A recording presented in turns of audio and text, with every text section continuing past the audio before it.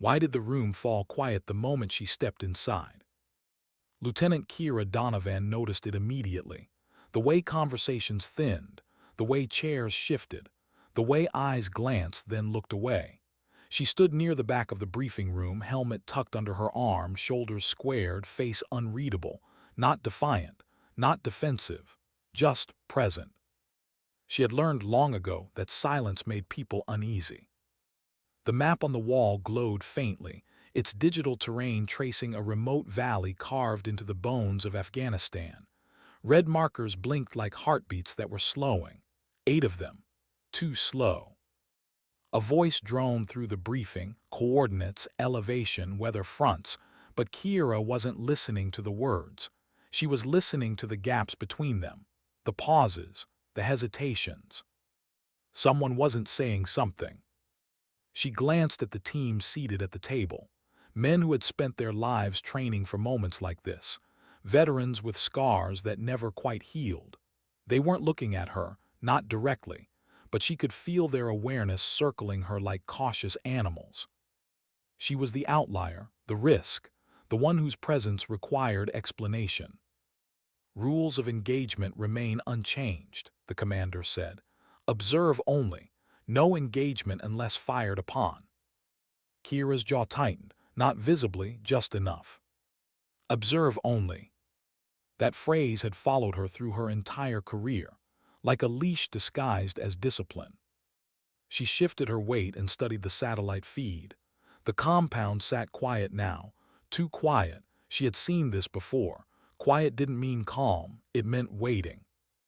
Her father used to say that hesitation was the enemy's favorite weapon.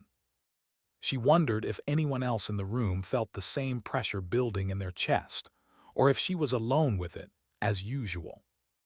The briefing ended without ceremony. Chairs scraped, orders were signed, lives were reduced to bullet points.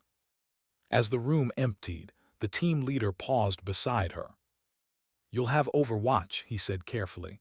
"Long range, minimal exposure."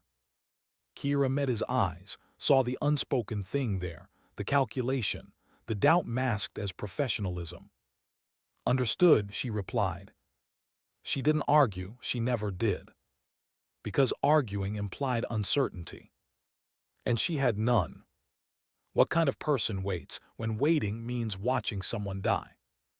The ridge line greeted her with cold wind and thin air, the kind that burned your lungs and sharpened your thoughts.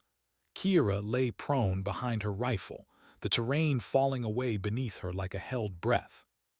From here, she could see everything. The courtyard, the guard rotations, the men tied upright under the sun. She adjusted her scope with slow, deliberate movements, each click measured, each breath counted. There was a rhythm to it, a calm that came from familiarity. But beneath that calm was something else, a quiet anger she kept locked away. She counted the prisoners again, 8 all alive barely. Her finger rested near the trigger, not touching, not yet. She listened to the radio chatter, the weather updates, the excuses. No air support, delays, reassessment windows. She watched one of the captives slump, knees buckling before rough hands hauled him upright again. She swallowed hard. Her father's voice surfaced uninvited, calm, patient. Between heartbeats. She closed her eyes for half a second. Waiting was easy when nothing was at stake. Waiting was obedience when the cost was abstract. But this wasn't abstract. She knew what would happen if she acted. Court-martial, career over, a lifetime reduced to a footnote marked insubordination. She also knew what would happen if she didn't. The radio crackled, a reminder to maintain posture. Maintain posture. She exhaled slowly. Sometimes restraint wasn't strength. Sometimes it was fear dressed in rules. When the enemy moved, why did her pulse slow instead of spike? The man stepped into the courtyard just after midday, calm, controlled. His presence shifted everything. Even from this distance, Kira recognized him. The target. He spoke briefly, gestured. One of the prisoners was dragged forward. Kira felt her spine go rigid. This wasn't interrogation. This was theater. She tracked the man's movements, calculating distances automatically. Wind speed, drop time of flight. The pistol came out. Her breathing slowed. The world narrowed. Between heartbeats, the trigger felt lighter than it ever had. A voice cut through her earpiece. Hold. The pistol clicked empty, a bluff. Laughter echoed faintly across the valley. The prisoner was shoved back into place. Kira released the trigger slowly, her muscles trembling now that the moment had passed. She tasted copper. That was the point, she realized, not the threat, the test. They wanted her to react. They wanted her to break protocol. She stared through her scope as the man turned away, satisfied. That was when she saw the wires. Thin, careful, deliberate. IED placement. Her chest tightened. This wasn't a standoff anymore. It was a countdown. She keyed her radio. They're rigging the compound. Static, then denial. Maintain observation. Her mouth went dry. They weren't waiting for rescue. They were daring it. How do you choose between your oath and your conscience when both demand blood? The debate behind her sounded distant, raised voices, fractures forming. Kira stayed still. She had already decided. She thought of her father, not the legend but the man, the one who taught her to breathe, to steady, to act without anger. He had died believing some things mattered more than survival. She understood that now. I'm engaging, she said quietly. The radio exploded with protests. She ignored them. Her first shot took the tower gunner cleanly, no flourish, no hesitation. The second silenced the opposite flank. Chaos erupted below. She worked the bolt smoothly, methodically, not with fury but with precision. Each target chosen not for vengeance but necessity. She wasn't fighting the enemy. She was buying time. Movement in her peripheral vision, a man on the roof, a phone in his hand. Detonator. She moved. The sprint burned, her lungs screamed. The shot came imperfect, rushed. It didn't kill. It didn't need to. The phone shattered. A second man reached for it. She ended that. Detonator neutralized, she said, voice steady despite her shaking hands. Her team moved. She covered them. That was the job. Why did the truth arrive at the worst possible moment? The extraction was almost complete when the transmission came through. Her name. Then his. Her father. Alive. The words didn't make sense. Her mind rejected them instinctively. Dead things stayed dead. But the image appeared, scarred, aged, broken. Unmistakable. Her vision blurred. She could hear the fight around her, the shouting, the gunfire. She couldn't move. Every instinct screamed to turn back, to run, to abandon everything for the one person she thought she'd lost forever. But then she saw the team, bleeding, exhausted, still moving. She heard her commander's voice in memory, quiet, certain. Finish the mission. She made the choice. It felt like tearing herself in half. They moved. The air support arrived like judgment from the sky, thunder, fire. The valley broke open. And then through smoke and debris, she saw him. Stumbling. Alive. The world tilted. She dropped to her knees as the helicopter lifted, tears cutting through dust and blood. His hand found hers. You never quit, he whispered. Neither did she. What remains when the gunfire fades and the noise finally stops? The hospital room was quiet, too quiet. Kira sat beside the bed, uniform replaced by scrubs, hands wrapped around a cooling cup of coffee she hadn't touched. Her father slept, alive, breathing. Across the room, another bed held her commander, stable, recovering. The cost had been high, careers would end, investigations would follow.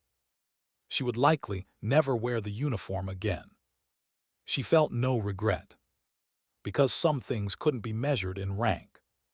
She had acted, not for glory, not for defiance, but because silence would have been a betrayal. Outside, the sun rose over unfamiliar mountains.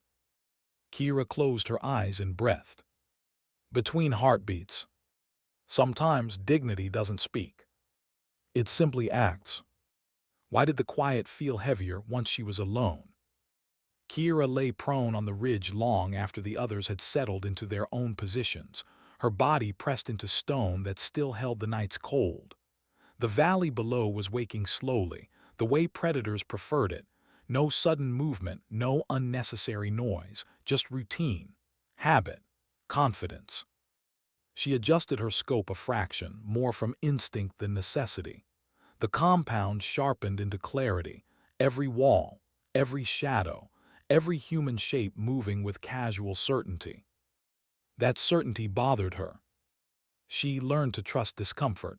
It was rarely wrong. The radio crackled softly in her ear, status checks, wind readings, distant logistics chatter, voices doing their jobs, voices pretending this was just another operation. She cataloged enemy movement methodically, counted guards, noted shift changes, marked angles of fire. Her mind did what it always did when things felt out of control. It imposed order.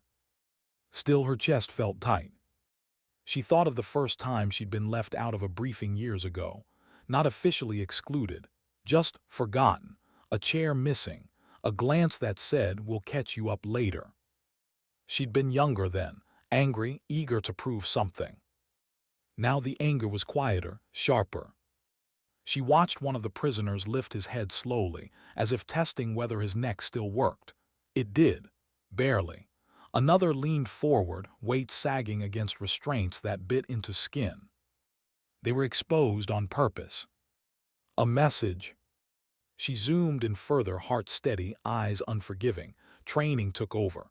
She saw bruising patterns, blood loss, dehydration. These men wouldn't last long, not without intervention. Her jaw clenched. "Ghost," came the low voice of the team leader over comms. "Status." "Visual confirmed. All 8 alive," she replied. A pause. "Condition deteriorating." Silence answered her. Not static, something worse. Eventually the reply came. "Copy, maintain posture." Maintain posture. She swallowed. Sometimes obedience was just distance with better branding. The sun crept higher, warming the valley, baking the courtyard stone. Shadows shortened. Exposure increased. She adjusted her position slightly, redistributing weight to ease the strain on her shoulder. Pain was familiar, reliable. What unsettled her was the waiting. Waiting implied someone else was in control. She had spent her life making sure that wasn't true. Her thoughts drifted despite her efforts, to her father's hands guiding hers at a range so small it barely deserved the name, to the way he'd laughed when she hit dead center on her first try. "Don't rush it," he'd said. "The shot will be there when you are." She wondered what he'd think now. Of her lying here, watching men suffer because permission hadn't arrived yet. The radio chirped again, weather updates. A front moving in faster than expected. Delays extended. Her breath slowed, but her thoughts raced. This wasn't just bad luck. It was design. She'd seen it before. Missions starved of support. Windows allowed to close. Plausible deniability wrapped in procedure. And she knew exactly who benefited when things went wrong. She didn't say the name aloud. She didn't need to. Movement caught her eye. The compound door opened. A man stepped out, older, composed, carrying himself like someone who didn't need to raise his voice to be obeyed. Her stomach sank. Target confirmed. He surveyed the courtyard with practiced ease, hands clasped behind his back. said something to a guard. Laughter followed. Kira's fingers curled, then relaxed. She tracked him automatically, distance, wind, elevation. She could end it now. The thought didn't scare her, that scared her. Because she knew she wouldn't take the shot. Not yet, not without reason that would survive the aftermath. That was the real battlefield, not the valley, the explanation afterward. The man gestured again.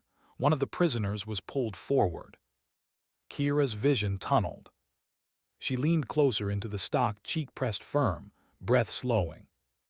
Between heartbeats, her finger hovered. The radio exploded with whispered urgency. "Ghost, stand by." She didn't answer. The pistol came out. Her pulse thudded once, twice. Click. Empty. A test. Her muscles shook as she eased back, adrenaline flooding now that restraint was no longer required. The prisoner was dragged back. The man smiled faintly, satisfied. Kira exhaled through her nose. That had been intentional, a provocation aimed squarely at her. They knew someone was watching, and they were counting on the watcher to break. She wiped sweat from her brow with the back of her glove, ignoring the tremor in her hand. She felt exposed now, not physically but morally, seen. She scanned wider. That's when she noticed the wires. Thin, almost artistic in their placement, leading into shadows, disappearing beneath stone. Her mouth went dry. IEDs. Carefully laid. This wasn't insurance. It was a deadline. She keyed her mic. They're rigging the compound, explosives, multiple points. The response was delayed. When it came, it was clinical, detached. Copy, maintain observation. Her throat tightened. "You don't understand," she said, unable to keep the edge out of her voice. "If we move, they'll detonate." Another pause, longer this time. Maintain observation. She closed her eyes for a second, just one. This was it, the moment that would define everything that came after. She thought of her father's funeral, the folded flag, the way everyone spoke in absolutes, hero, sacrifice, duty, because it was easier than admitting how messy it really was. She thought of every time she'd been told to wait her turn, to trust the process, to be patient. Patience didn't keep people alive. Action did. She opened her eyes and settled back into her scope, calmer now, clearer. If this ended badly, it wouldn't be because she hesitated. She adjusted her firing solution and waited, not for permission, but for necessity. Because some lines weren't crossed in anger. They were crossed in silence. And once crossed, there was no going back. What happens when the moment you've prepared for your entire life finally arrives, and no one gives the order? The valley seemed to inhale.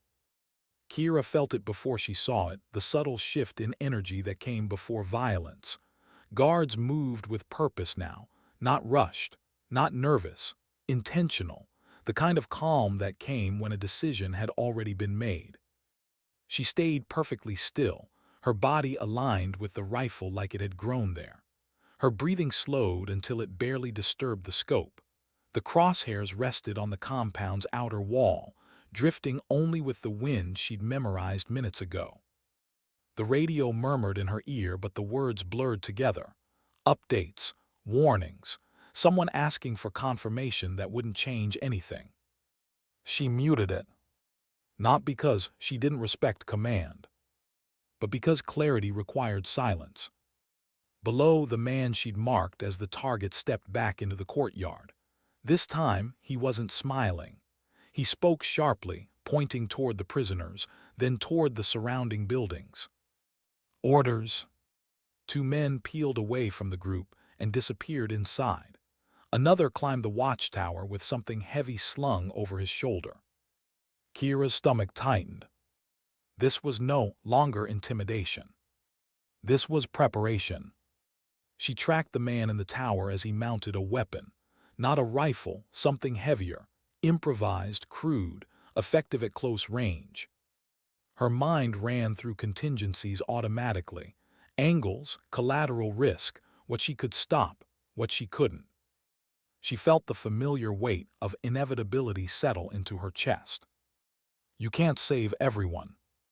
Her father had said that once, not as an excuse, as a warning. She adjusted her position slightly, easing pressure from her left knee. The ache flared, then dulled.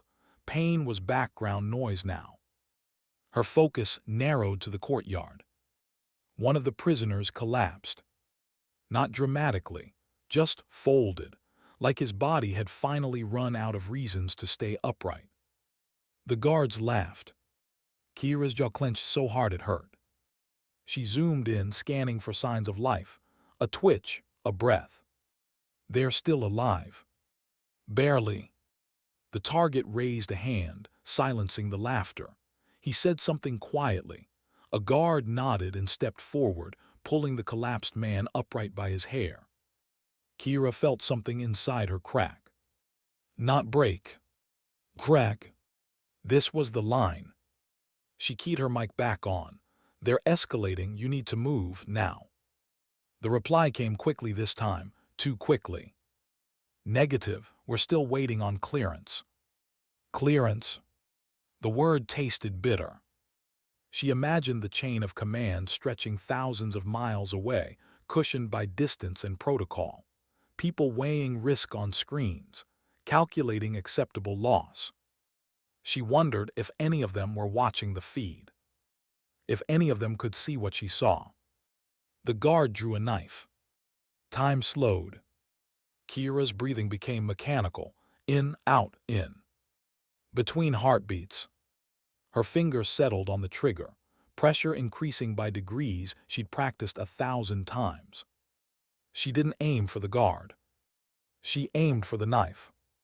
The shot cracked across the valley, sharp and final.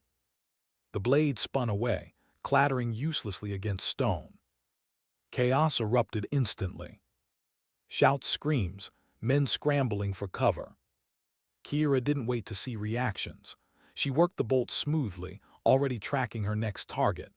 The tower gunner swung his weapon wildly, searching. She fired again. The man dropped out of view. Contact, sniper, someone yelled below. She ignored the radio exploding back to life in her ear. She wasn't disobeying anymore. She was acting. Her shots were precise, controlled. She didn't fire to kill unless she had to. She fired to disrupt, to confuse, to buy seconds. Seconds mattered. Her team moved fast.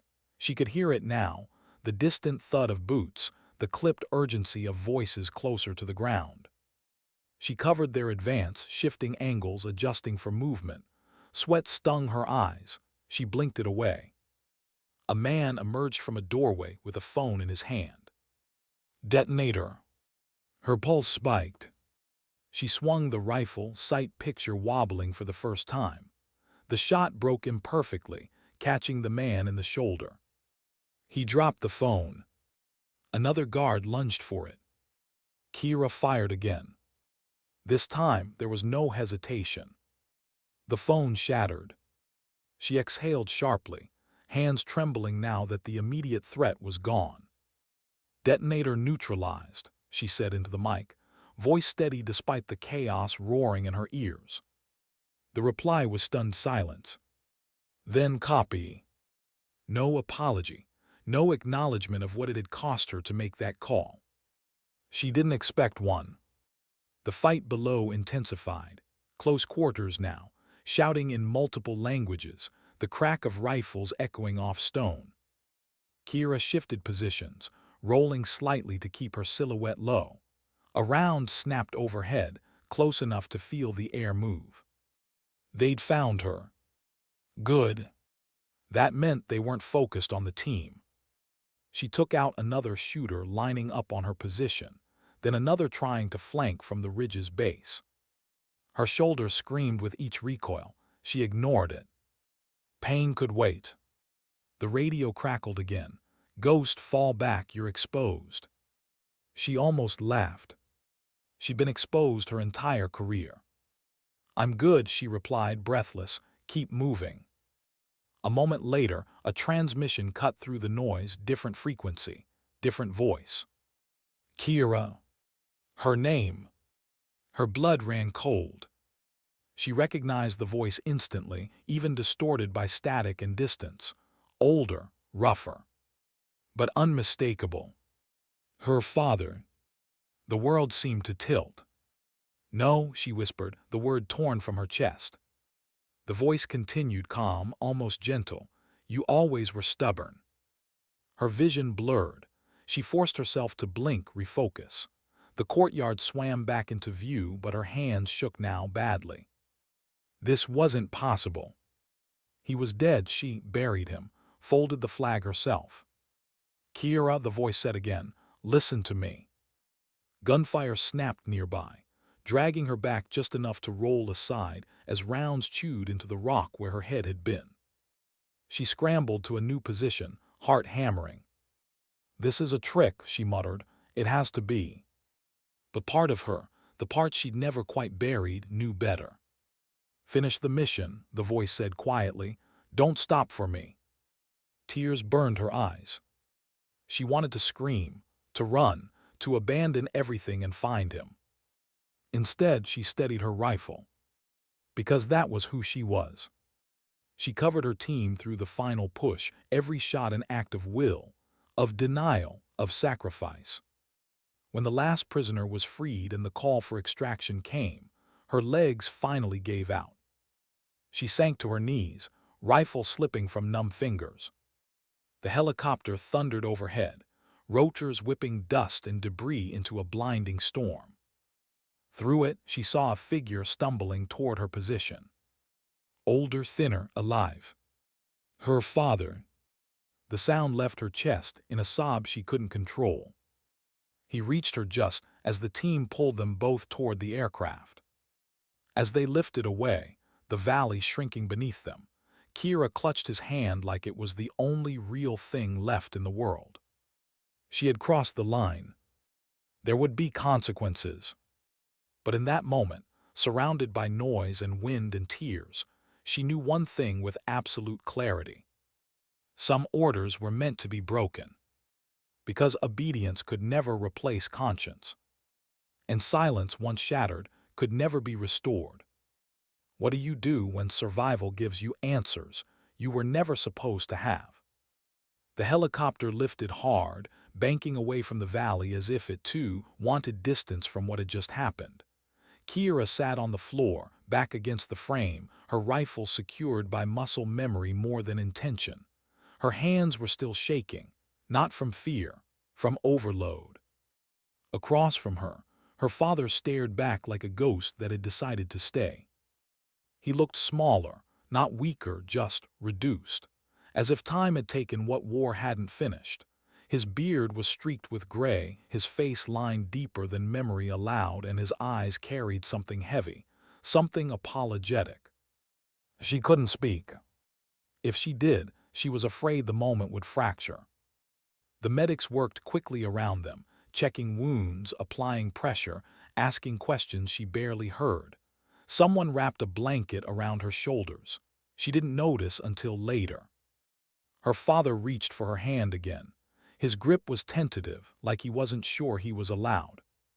She tightened her fingers around his. "Real. Still real. Thought I'd never see you again," he said softly, voice hoarse from dust and age and things unsaid. She swallowed hard. "You were dead." "I know." That was it, no explanation, no justification. Just truth hanging between them like smoke. The helicopter roared on, carrying them towards safety that didn't feel earned. Kira stared at the floor, jaw clenched, trying to keep her breathing even. Every emotion she'd postponed on the ridge came crashing down at once. Relief, anger, confusion, a grief that had nowhere to go now. "You should hate me," he said quietly. She looked up sharply. "Don't. I left you believing I was gone." "You were gone," she snapped, then immediately softened. "For me, you were." Silence stretched. the kind that didn't demand to be filled. When they landed, everything moved fast, too fast, stretchers, shouted names, lights that burned too bright after hours of dust and shadow. They were separated almost immediately. Her father was wheeled one direction, she was guided another. "Wait," she protested, trying to stand. Hands pressed her back down. "You're in shock." Maybe. Or maybe this was what it felt like when the past refused to stay buried. The debrief came before rest. It always did. A sterile room, clean walls, too quiet. Kira sat alone at a metal table, hands folded, spine straight. Across from her, 3 officers entered without ceremony. None of them met her eyes at first. She noticed that. "Lieutenant Donovan," one began, voice measured, "you understand why you're here?" She nodded. "Yes, sir." "You disobeyed a direct order." "Yes, sir." "You engaged without clearance." "Yes, sir." "You compromised operational secrecy." She inhaled slowly. "I prevented detonation, saved 8 hostages, provided cover for extraction." The room fell quiet. Facts were inconvenient like that. One of the officers finally looked at her. His expression wasn't angry, it was conflicted. "Your actions created a political mess," he said. She met his gaze steadily. "My actions prevented a massacre." Another pause. "Do you regret your decision?" the first officer asked. Kira didn't answer right away. She thought of the man collapsing in the courtyard, of the knife flashing in the sun, of the detonator shattering midair. She thought of her father's voice over the radio, of his hand in hers. "No," she said finally, "I regret that I had to make it alone." The words hung there. No one reprimanded her for them. The meeting ended without resolution. No charges, no commendations, just a promise that there would be consequences. Later.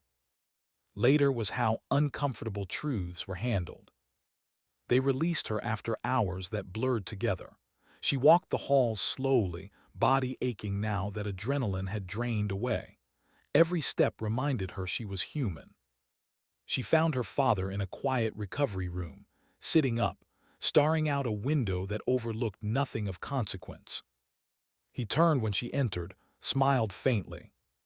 "You always hated hospitals," he said. She exhaled a tired laugh. "I still do." She sat beside him, close enough that their shoulders touched. For a while neither spoke. "Why?" she asked eventually. "Why let me believe you were dead?" He closed his eyes. "Because I was supposed to be." That wasn't an answer, it was a wound. "They told me it was the only way," he continued. "Burn my name, erase my trail, protect the people I loved." "By disappearing," her voice trembled despite her effort, "by letting me grieve you. I thought it would keep you safe." She shook her head slowly. "It made me reckless." He opened his eyes then, looking at her fully. "It made you strong." She looked away. Strength was a word people used when they didn't know what something cost. Days passed. Investigations unfolded. Names surfaced in quiet conversations. Some things were classified so deeply they barely existed. Kira was placed on indefinite leave. Not punishment, not forgiveness. A pause. She packed her locker in silence, hands moving through familiar motions. Each item felt heavier than it should have. Her commander found her there. "You did the right thing," he said quietly. She nodded. "It won't matter." He hesitated. "It already does." Outside, the sun was setting, painting the sky in bruised colors. Kira stood alone for a moment, breathing in air that didn't smell like dust or cordite. She didn't know what came next. She only knew she couldn't go back to pretending some rules mattered more than lives. That night, sitting beside her father's bed again, she felt something unfamiliar settle into her chest. Not peace, but acceptance. The kind that came when you stopped asking the world to make sense, and decided instead to make your own meaning within it. She took his hand and held it, not tightly, but with intention. Tomorrow would bring consequences, but tonight she allowed herself to simply exist. Alive, unbroken, and no longer silent. What do you become when the uniform no longer tells you who you are? Kira stood on the edge of the airfield before dawn, the wind tugging at her jacket like it was trying to pull her somewhere else. The sky was still dark, a deep, uncertain blue, and the runway lights blinked patiently, waiting for orders they would always receive. She wasn't waiting for anything. Her leave orders sat folded in her pocket, creased from being handled too many times. Indefinite, administrative language for uncertainty, for distance, for a future no one wanted to define yet. She watched a transport lift into the sky, its engines roaring with purpose. She felt the absence of that purpose like a hollow ache. For the first time since she was a teenager, she didn't have a mission. Her father had been moved off base 2 days earlier, somewhere quieter, safer. She hadn't asked where. Some truths were easier to live with when you didn't chase them. They spoke every day now, about small things, weather, food, memories that had survived the lie of his death. They avoided the big questions.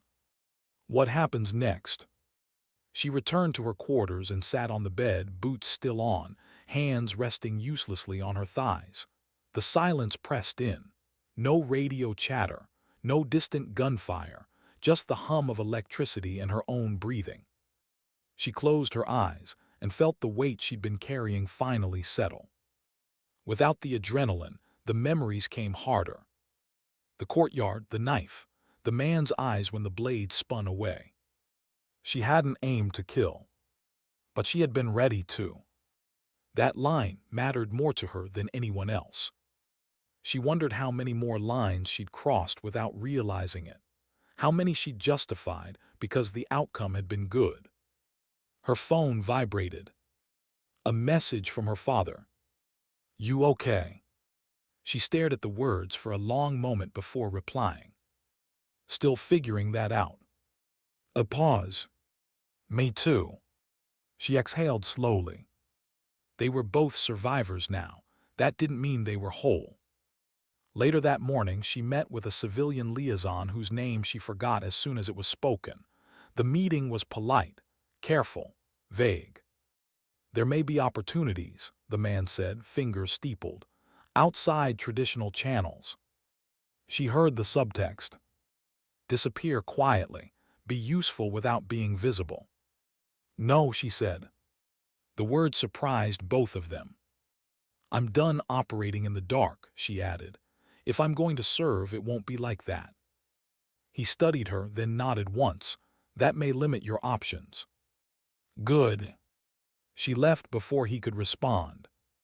The day stretched long and empty. She walked the perimeter of the base, letting the rhythm of her steps ground her. The sun climbed higher, burning away the last of the morning chill. She stopped at the range without meaning to. The place was empty, quiet. She picked up a rifle from the rack, feeling its familiar weight settle into her hands. Muscle memory stirred, comforting, dangerous. She didn't load it. Instead, she sat on the bench and rested it across her knees.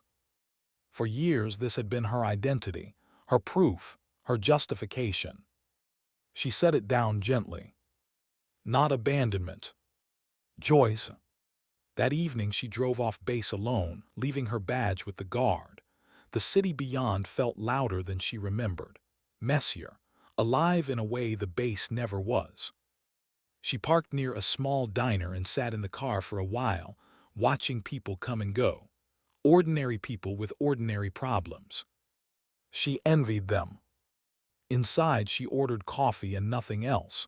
The waitress didn't recognize her, didn't care. It was freeing. She took a seat by the window and watched the sky darken, thinking of all the nights she'd spent watching from much farther away, life reduced to silhouettes and heat signatures. Her phone buzzed again. Another message from her father. I told them I won't disappear again. Her chest tightened. Good, she typed back, don't. A few minutes later, whatever happens, I'm proud of you. She stared at the screen until the words blurred. She hadn't realized how badly she needed to hear that. When she left the diner, the air felt lighter, not safe, not easy, but possible. Back in her quarters that night, she packed slowly, not because she was leaving immediately, but because she wanted to know what she was carrying. She left the medals behind.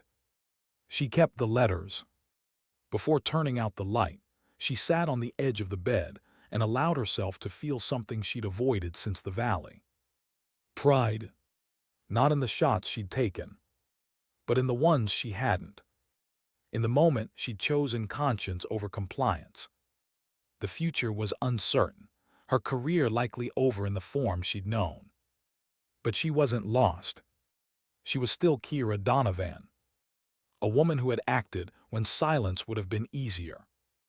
And as she lay back and stared at the ceiling, she realized something else, quiet but steady, settling into her bones. She didn't need a mission to matter.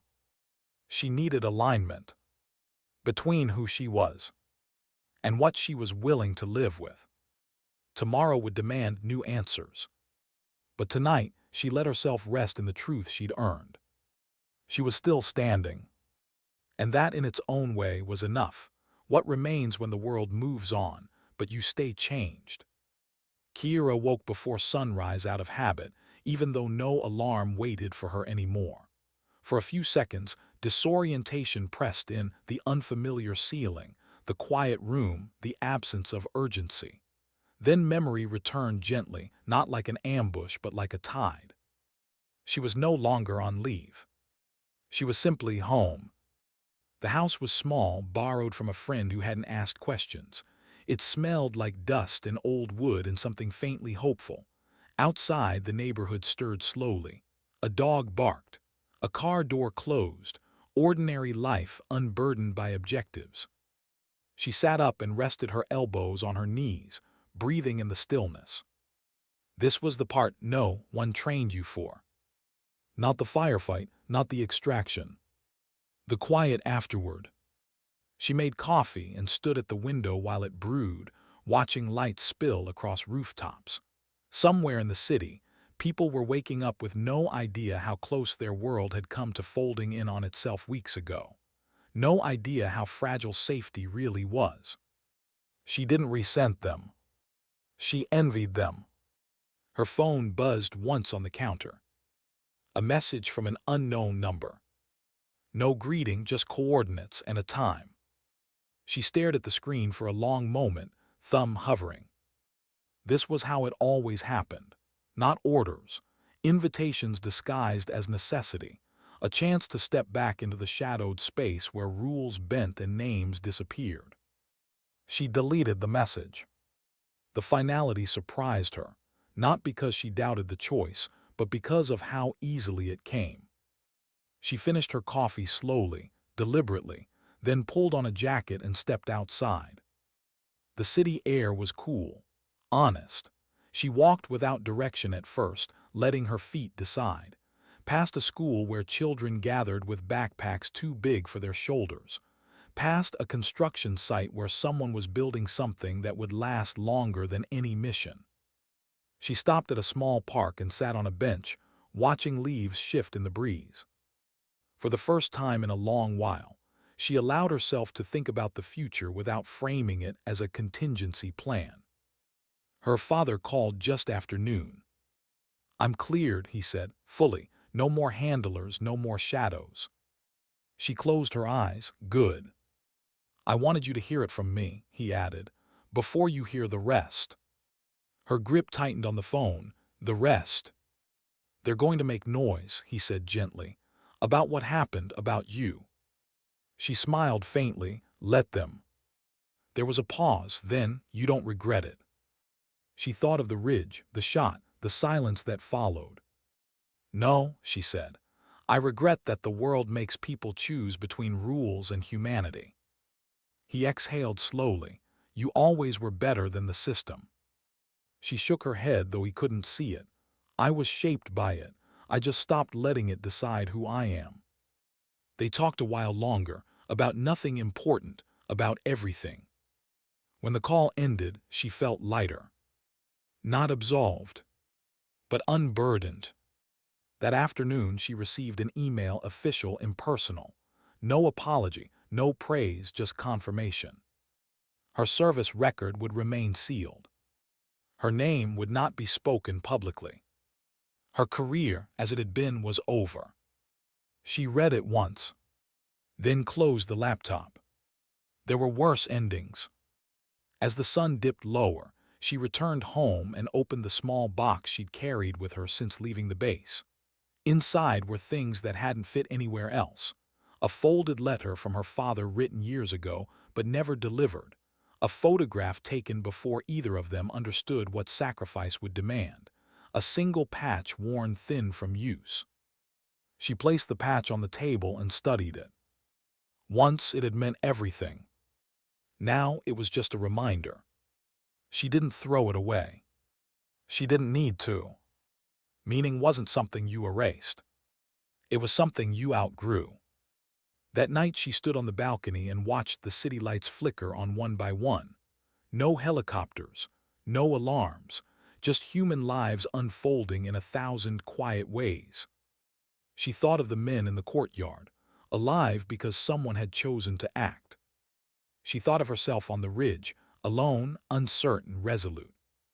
She thought of the line she'd crossed and the one she'd drawn after. There would be days ahead when she missed the clarity of the scope, the certainty of distance, the comfort of knowing exactly what was expected of her. But there would also be days like this, where her choices belonged fully to her. She rested her hands on the railing and breathed. Between heartbeats, the world didn't need her to be dangerous anymore. It needed her to be honest. And as the night settled in, Kira Donovan understood something she hadn't been able to see in the noise of war. Strength wasn't proven by how much you could endure. It was proven by knowing when to stop enduring and start living. Sometimes dignity doesn't speak. It simply acts.